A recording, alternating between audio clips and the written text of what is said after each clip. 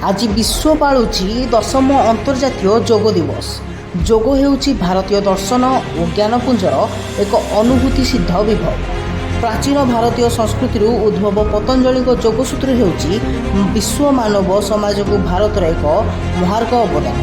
भारतीय संस्कृतिर एही अनन्य ऐश्वर्य मानव समाज को समृद्ध करने भारतर प्रस्ताव क्रमे मिलित जातिसंघ 2015 मसीहा ठारू जून 21 तारिख को अंतर्जातीय जोग दिवस रूपे पालन कर आसुचंती। यह आम भारतीय मानक पई गर्व और गौरवर विषय।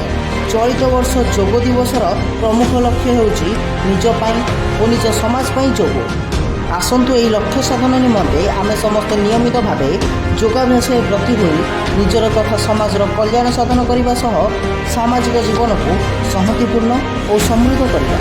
ब्यूरो रिपोर्ट जागृत 24 न्यूज।